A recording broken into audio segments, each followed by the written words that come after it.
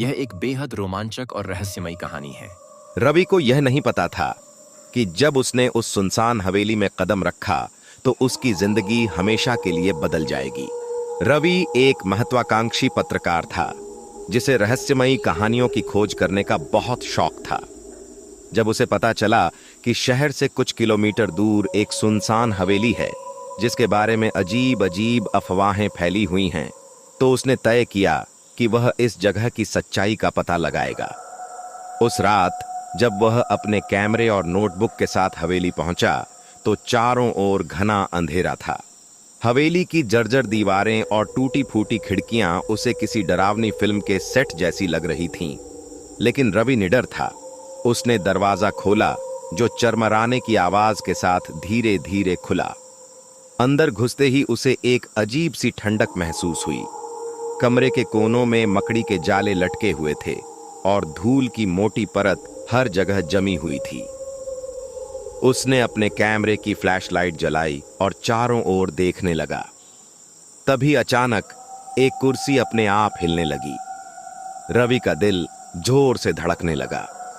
उसने समझने की कोशिश की कि यह सब उसकी कल्पना है या वास्तव में कुछ हो रहा है। तभी उसे ऊपर की मंजिल से किसी के चलने की आहट सुनाई दी। वह हिम्मत जुटाकर सीढ़ियां चढ़ने लगा। ऊपर पहुंचकर उसने देखा कि एक पुरानी पेंटिंग दीवार पर टंगी थी जिसमें एक महिला की तस्वीर थी। तस्वीर के नीचे लिखा था कुसुम देवी। तभी उसे महसूस हुआ कि कोई उसके पीछे खड़ा है। उसने धीरे धीरे मुड़कर देखा लेकिन वहां कोई नहीं था। लेकिन जब उसने दोबारा तस्वीर की ओर देखा तो उसकी आंखें चौड़ी हो गईं। तस्वीर में अब महिला मुस्कुरा रही थी। हवेली का रहस्य रवि के शरीर में झुरझुरी दौड़ गई। उसने सोचा कि अब उसे यहां से निकल जाना चाहिए, लेकिन तभी दरवाजे खुद ब खुद बंद रहे होने लगे।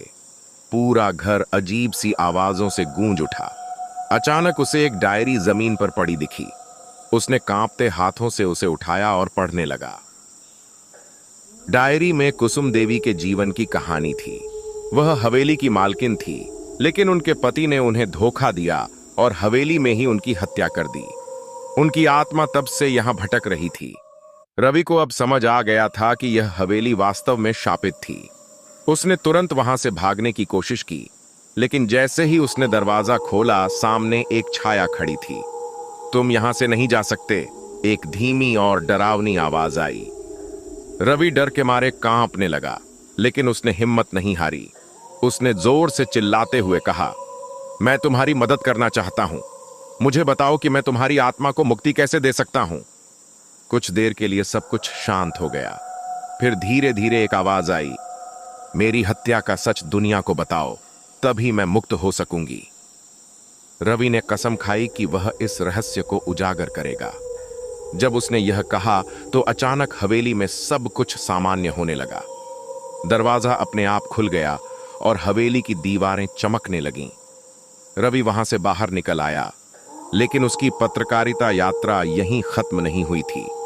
वह वापस शहर लौटा और कुसुम देवी की कहानी पर एक रिपोर्ट लिखी। जब वह रिपोर्ट प्रकाशित हुई तो पुलिस ने पुराने दस्तावेजों की छानबीन की और पाया कि कुसुम देवी की हत्या वास्तव में एक साजिश थी।